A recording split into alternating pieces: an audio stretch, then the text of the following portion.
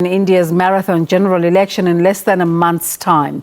The outcome could impact the country's bilateral ties around the world, including South Africa. Neha Poonia looks at the relationship between President Ramaphosa and Prime Minister Modi and how elections in both nations may shape the future. A red carpet welcome for President Cyril Ramaphosa in January this year marked a new phase in India-South Africa ties. It was a visit high on optics and symbolism. Mr. Ramaphosa became the first South African leader since Nelson Mandela to be honoured as India's chief guest at its annual Republic Day parade.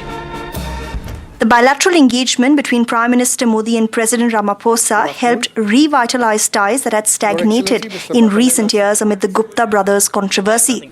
The two leaders set a 3-year deadline to double trade from the existing $10 billion.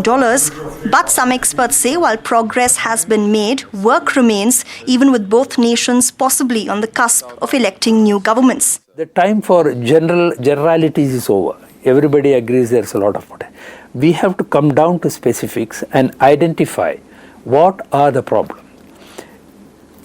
Are there legal frameworks that need to be put in place? Then we have to do it. Bilateral investment protection or trade promotion. Concrete steps have to be taken. Significant challenges ahead are likely to include China's growing maritime dominance. If you look at the redefining of the Indo-Pacific and India's definition of the Indo-Pacific, Africa plays a major role. And so the fact that South Africa is the most important country in the southern half of the continent certainly means that South Africa will have to become a very important partner of India in sort of building a stable maritime community in the Indo-Pacific or even in the Indian Ocean. As the world's second largest importer of arms, India has been spending millions of dollars to modernize its defense capabilities under Prime Minister Modi's tenure. But in the last 10 years, ever since South African firm Denel was banned for allegedly receiving kickbacks, the country's military cooperation with India has been limited to maritime security and joint training exercises. A new promising field, which was not there 2 years ago, and where there is great promise, is defense industries. There can be a lot of cooperation, particularly under Made in India.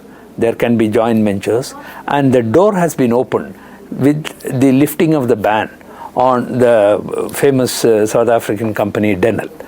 I think that is going to open a lot of doors.